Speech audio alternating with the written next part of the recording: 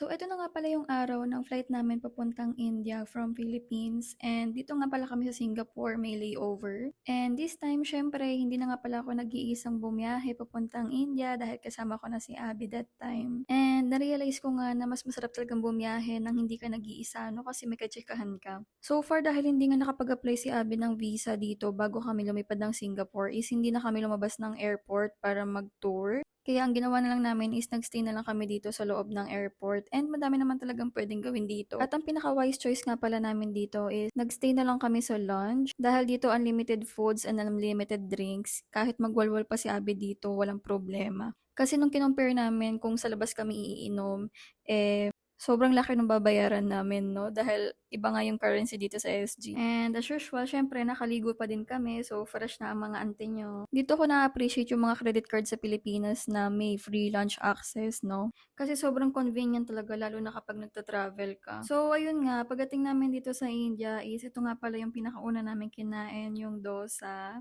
Sobrang nagkikrave ako dyan. And napakasarap talaga ng pagkain dito sa South. But in my course there is someone else, in your course there is someone else.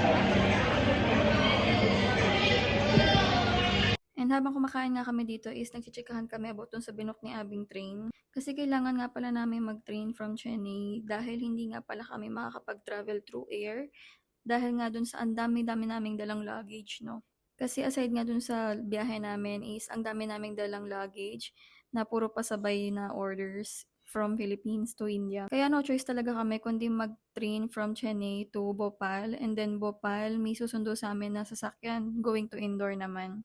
And swear mga mi, nakakapagod yung biyahe pero worth it. Kasi nakarating naman kami ng safe and sound. And gustong-gusto ko talaga to, yung bumabiyahe kami. Dahil na-experience ko nga yung mga different kinds of transportation dito sa India. So, konting pasilip nga pala kung ano yung sasakyan namin. And ito nga pala yung nabook ni Abby.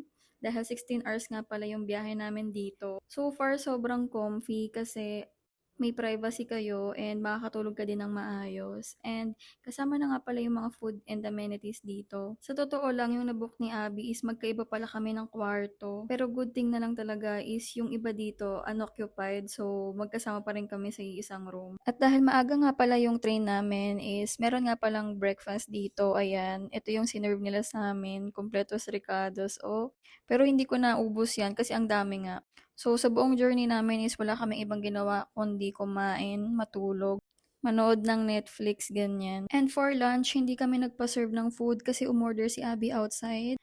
Sabi nung in-law niya is, ito daw yung masarap dito sa railway station na to. Kaya yun, di na namin kinlim yung free food namin. Isa nga din pala dun sa inaabangan ko dito kapag sumasakay kami ng train is yung view talaga kasi napaka-breathtaking. Kada lugar is iba-iba yung mga makikita mo. So, ayun.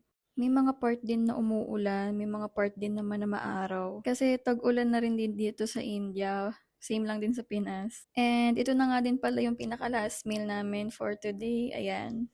Sabi ni Abby, yung mga sinaserve daw nila dito is madami talaga. Pero based yan sa daily calorie intake ng mga tao. So, ayun, nagulat lang ako na may mga pagganon pa pala sila. And at last, finally, nakarating na rin kami ng Bhopal and inaantay lang namin yung sundo namin. And as usual, syempre, na-culture shock na naman ako mga inday dahil nga dun sa the way nila pagdadrive dito, grabe, para kang may mga hinahabol na oras kahit umaga. Ibang-iba talaga dito kaysa sa Pinas. Nakakatakot mag-drive dito, ewan ko lang kung yung iba paano nakaka-survive. Kasi parang hindi uso sa kanila yung salitang preno, ganun. And after nga namin makarating ng indoor is inasikaso ko na din kaagad lahat ng pasabay namin para isang pahirapan na lang at makapagpahinga na rin kami, no? And syempre, alam naman namin na nag-iintay kayong lahat. So, ayun. Ito na nga pala lahat ng laman ng mga luggage namin. And sa dami nga na nagpasabay for this batch, ayun, ako yung nawala ng lagay ng damit.